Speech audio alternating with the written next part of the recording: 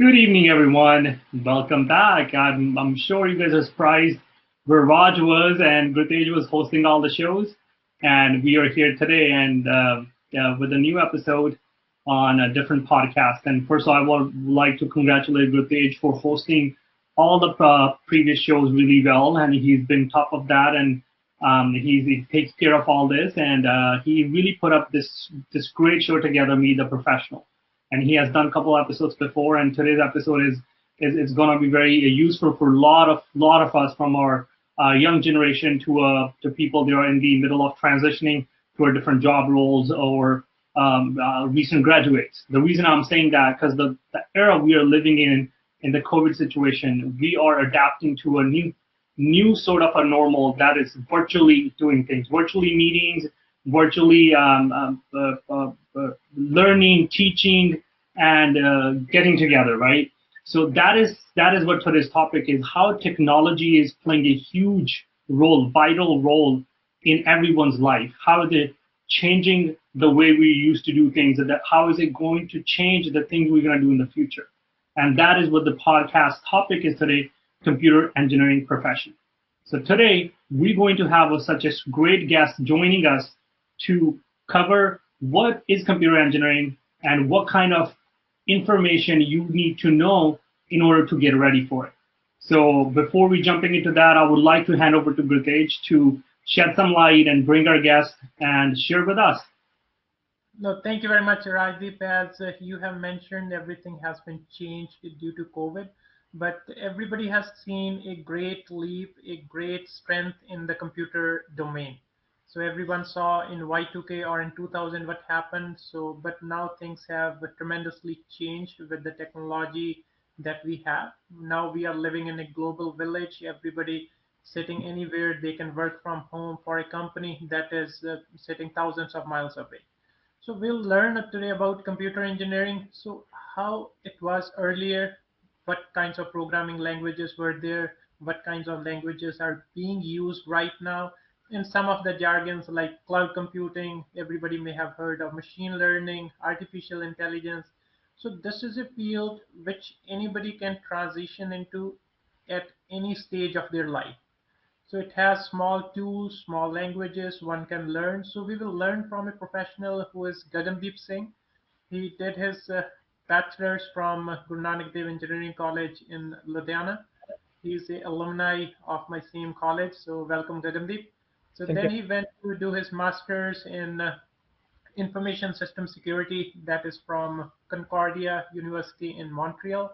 So now he's working with Apple as a system security analyst. So I will welcome Gagandeep. So Gagandeep, please share some about yourself and let us know why this computer field you chose to get into. You get your bachelor's, then master's. So how did it interest you? Thank you, Gurtej. First of all, very good evening to the viewers who are listening and are online. My name is Gagandeep. I did my BTech from Guru Nanak Engineering College some like 13 years back, and Masters in Information System Security from Concordia University, Montreal, around like in 2011. So my interest in computer science began when I was in school, doing my like high school in 10 and 10 plus 1 plus 2. Then I went to took like a common entrance test in Punjab and went into BTech. And then I did my GRE exam. I wanted to migrate to USA, but destiny took me to Canada instead. So yeah, I took my admission in information system security field, which is an emerging trend in today's world. So yeah, that's how the journey began. So now, as Gurtej said, I'm here to tell you something about computer science. Can you start, Gurtej? Yes. Yeah, okay. So computer science, like it's a stream of study in which we like develop applications or devices uh, which we which we like we make the machine to solve our problems. That's what computer science is about. For that, we have to create our own device, maybe on own applications in a way that the machine can interact with the human being. So, yeah, It has computer science has different fields, starting with the system architecture. The main and important part of computer science is programming, and then there is a networking part also. Then is databases. We will talk more about programming today, as it's the one thing that there's like a future in computer science. Uh, Thank you very much, Gagandeep. So you have shared what computer science is. So from the layman language or somebody who doesn't aware what this stream is, that there are many streams like electrical engineering, electronics, civil engineering, computer engineering. So what is the core domain or how this computer programming thing or the computer engineering thing works at the ground level? yeah, like computer is like a whatever. Okay, the best thing to describe computer science is when you sit in front of computer, whatever you see on your device is because of computer science. There is something that has been done in the background, which is called programming. That's what you see in front of your device, on your system, on your screen. That's where it comes into picture. Like everything you interact in today's world electronically is something has been designed at the back end, and that's the place where computer science or electronics, these things come into place. If any electronic thing or any computer related information system device you see in your real world, that's based on a programming part of computer science. Okay. Thank you, Prandeep. And I believe when you talk about the programming, there's going to be certain languages. When we talk about program, there are certain languages associated with it. And when we talk about it, these languages can just come up like recently. They've been in the industry for many years. So can you shed some light on how it started with what kind of programming languages back in, if you talk about 20 years ago, I believe there was some C language, C++, those kind of things we used to hear when we were growing up. Absolutely. I work for like a world-renowned company. Because of my job, I cannot disclose the details. But the founder once said that everybody in the country should learn how to program a computer because it teaches you how to think. And sometimes back, the CEO of Apple, Tim Cook, he said, when he was asked like, oh, what is the future of IT? He just said two things only, two words. He said, learn coding. So yeah, that's the like major part of computer science.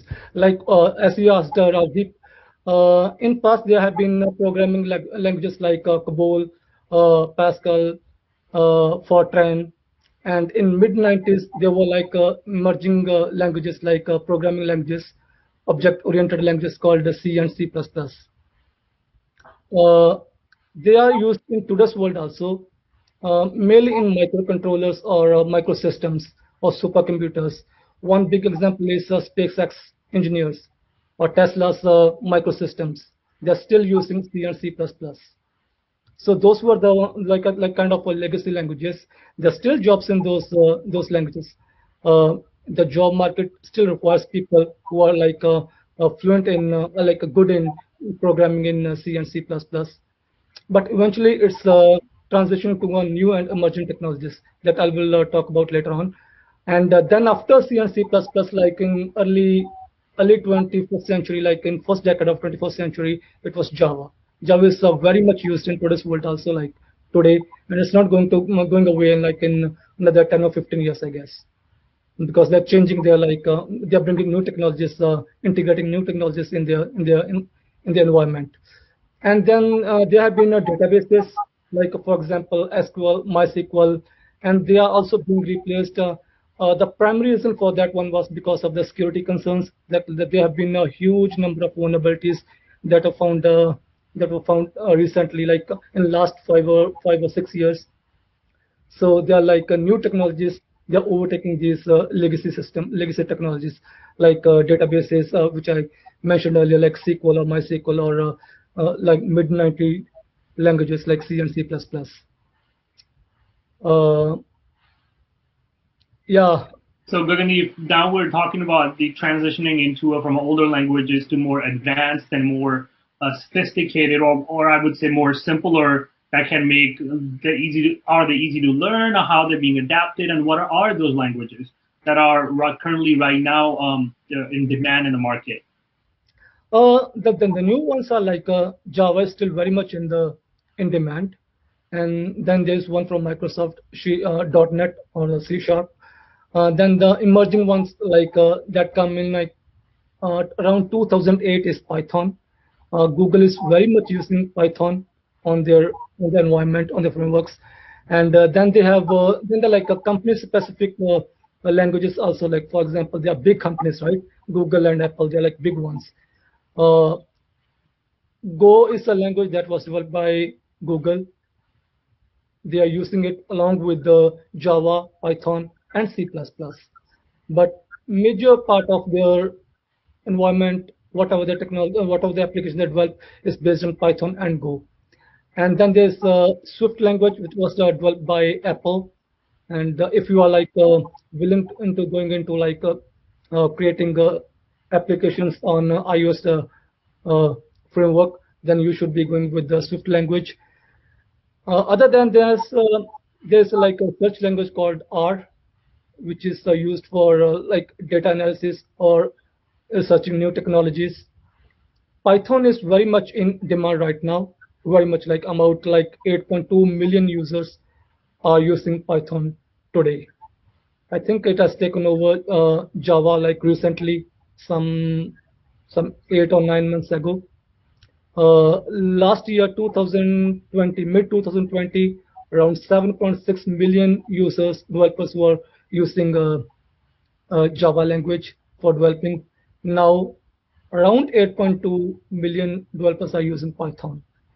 So the reason people are transitioning from these old languages to the new one is it is easier to use, it's faster, and the libraries are bigger ones. Like when I say libraries, means they don't have to do coding for very small things. Like they have a like I can explain this one later on. Then regarding the databases, uh, as I said initially, like around 20 years ago, it would be like a MySQL or SQL databases. Now there are new trends coming up like MariaDB, MongoDB, NoSQL. That's a framework which other databases work on. And then there is like web technologies. For example, if you go with the say Facebook, Facebook is using PHP still. If you want to like log into like on your desktop, just type facebook.com, open your homepage, and you'll see it is developed in PHP, which is gradually dying because of security concerns. The vulnerabilities are like too many in PHP. And then if you want to go and search Wikipedia, it's also developed in PHP. They are also moving to like Java technologies now. The reason is same. The vulnerabilities in PHP are like way too many. And then there are like front-end technologies, just like how your website looks, the visual of your website, like CSS, HTML, those kind of things. So thank you, Gagan. As you explained, so yeah, there were previously some languages; those are now getting transitioned into the new languages as Python is starting taking over Java language. So the roles and responsibilities are also changing in the computer engineering domain. So earlier it was only a computer engineer. Now more terminologies like we hear about full stack developer, front end, or somebody is working on the back end. Can you please share some light on those kinds of roles? What kinds of expertise one need to become a full stack developer or a front end developer, or if somebody wants to work on the back end? So what are the differences and what kinds of skill sets they need? As I said, like the major part of computer science is programming, right? So if you go online to any job portal and search for a programming job, like a developer job, they will usually ask today, they will usually ask for a full stack developer. What does that mean? Like you can divide uh, the developing part into two things, like say the front end and the back end. You can say like this on the stage, what's happening on backstage, right? So the stage one is the front end, what we see. Like we open any web application, what you see has been developed by the front end developer. How the visuals look, where is the button placed, whatever this is, what is the color, what is the theme used on that website. Those things that are done by the front end developer. The person, if you are going and see a stage show, what we see on the stage, that's done by the front end developer. For that thing, the preparations were made on the stage for the people who were performing on the stage. The preparations were made at the back end also. The people performing at the backstage. That's what happens in computer programming also. So how those back end things, where the data is stored, how the application behaves, how it interacts with the database, maybe what query to like research on something, how that the search results come up on your website, those kind of things. Those are developed by the back end developers. So this is called like a front end stack developer and back end stack developer. If you go online on the job portal today, the majority of companies, they would ask for like a full stack developer. So what is full stack developer? It's like a jack of all trades. They demand people like who can do the front end programming also, who can do the back end programming also. So anyone who is both good in front end developing and back end developing, he's called a full stack developer. Why do companies demand this one? So they can decrease the headcount, they can save money and get the same results out of people from one single people instead of hiring two. Thank you, Gagandeep. Like that's a really good comparison between the full stack developer, front end, back end. So when we're talking about these different roles and positions that companies are looking for, are there any different technologies that are being used? For example, for the back end specifically, like you talked about our different programmings before, these were used to be used. Now they're trending into the new ones, Python, Java, and R. So can you shed some light on what sort of technology is coming under the back end? Yeah, sure. Like in the 1 second, let me open the slide. Okay, yeah. So in the back end, like I'll talk with the front end first. Front end is like HTML, which is very popular and has been going on for a long time. Then it comes CSS, Cascade style, and then there is JavaScript. JavaScript is not going anywhere for a long time now. The front end tools, these are like Angular, React. They are both based on Open Java. They are developed by different people, different organizations based on Java. And then there is a backend. Backend is like PHP, right? Ruby on Rails, again like Python, and then on the database side, like there's Oracle or MongoDB, as I explained before, MongoDB, MariaDB, MemSQL, these kind of technologies. And for the backend, there's one very important thing that's required for any developer is how they can use like a version control applications, like for example Microsoft, which acquired Git application sometimes back. So that's where they share their codes for some time for certain things, not for everything. For any open technology, they can share their code on that thing. The developer should know how to use that Git, how to like import these things on their own systems. Yeah. So, Gagandeep, so does it seems like it has opened more opportunities for somebody who wants to enter into these fields, or it has limited the opportunities or consolidated some of the roles? Can you please talk about that? Exactly, the roles have been consolidated, but the opportunities are still there. Like I would say, they have grown because the companies, they are unable to find people who are like full stack developers. Either they can find like a front end or their back end. And if they want to save money, right? Exactly like you said, that the roles have been consolidated, but the companies, they are going. Every company, they want to decrease their headcount, right? They save money, they go with these things. For example, like in these days, we are seeing a lot of DevOps jobs coming up. So what previously it used to be like the developers, they would develop the application, and the operations team, they would like how to scale that application, right? So now the roles have been consolidated. They've like put it into one. They say the developer should be able to take the responsibility of the operations team also. And then from DevOps would be one thing, then the security field would be different thing. Now they want to join one more thing. Like they say, okay, we're looking for a person who can develop the application, who can take care of the security aspects of the application, and then who can take the operations thing, right? How to deploy the applications. So they are looking for these kind of things. Uh, Full stack thing and dev security ops or DevSecOps. These are the like the job that's in demand in today's market. So absolutely, you are right. They're consolidating the roles. Gagandeep, right now we're at the time in this world where I think this is very important to talk about that. Right now we're sitting virtually far away from each other, Yeah. and that's where the technology is playing the whole role. So a lot of time we hear this jargon.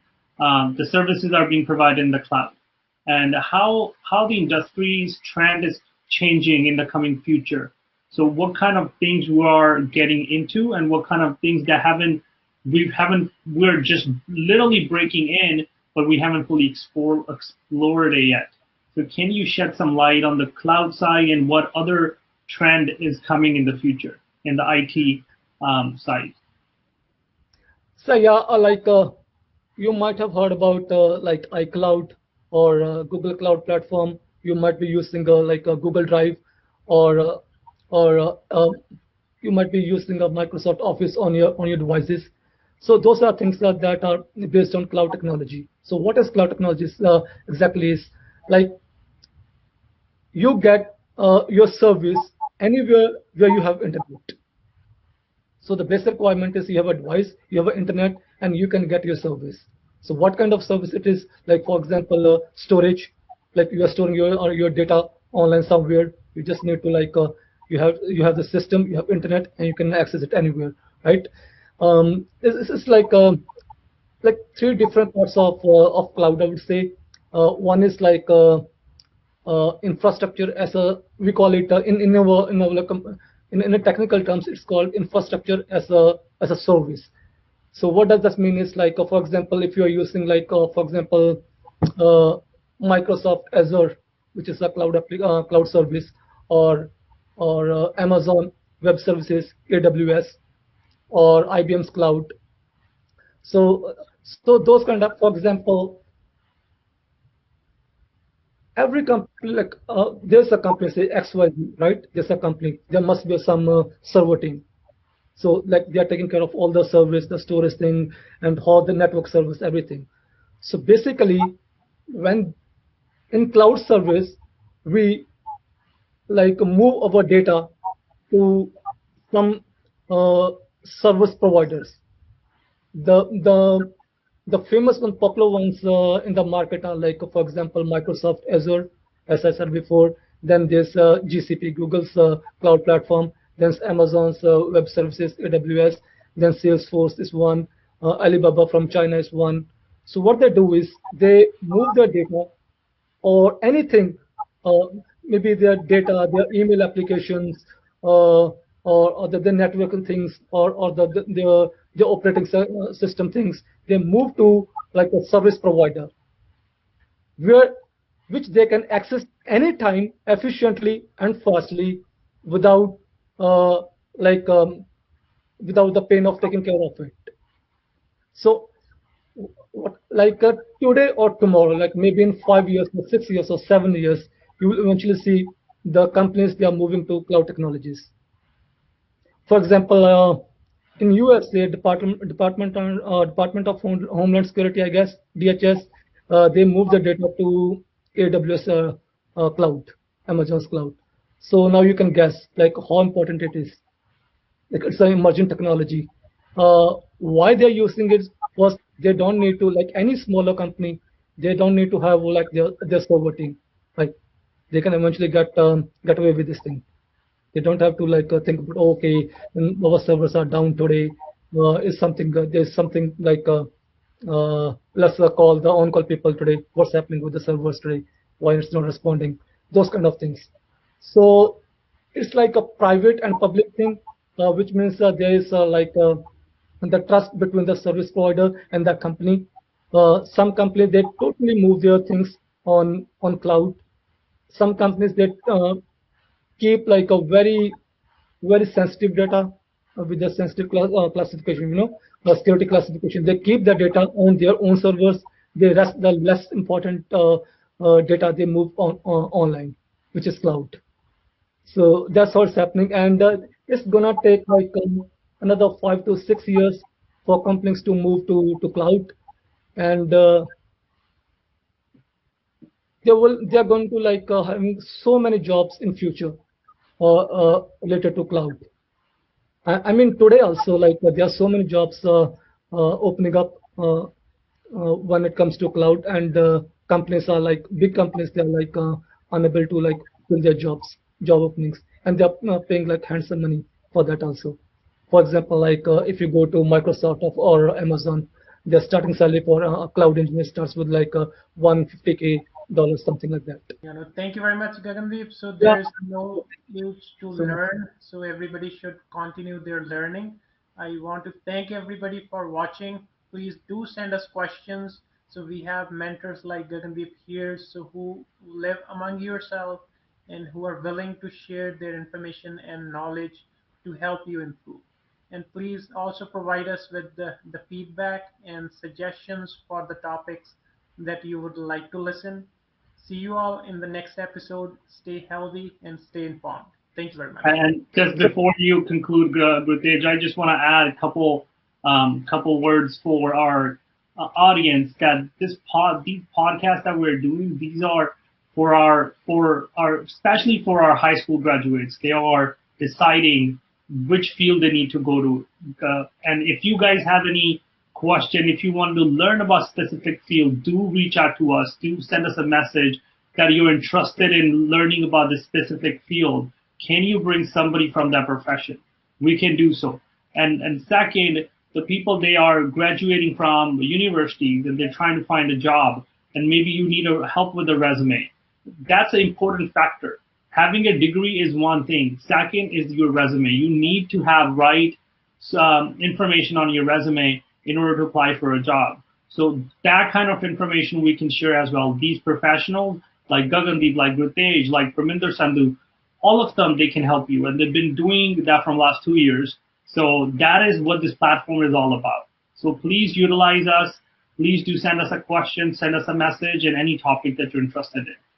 Rajdeep, I want to add one thing. I would say just don't keep dependent on the courses that are being taught at universities or colleges. Some of them are outdated.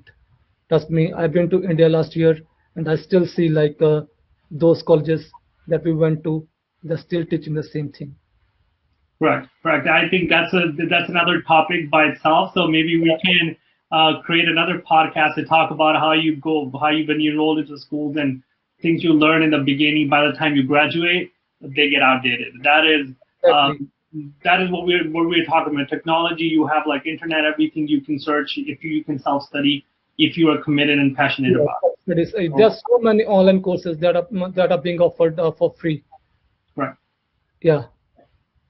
Do ask questions, do learn from somebody who lives close to you. But yeah, it's a internet savvy world. You can find all the information, but to have somebody whom you can talk face to face, that definitely adds value, and whoever is willing to share the information that they have. So with that, I'll conclude. Thank you very much, Gagandeep, and thanks Thank you so much, everybody for Kapej. watching. Thanks, Rajdeep. Thank Thank you you very guys. much. Have a good night. All the viewers. Yeah.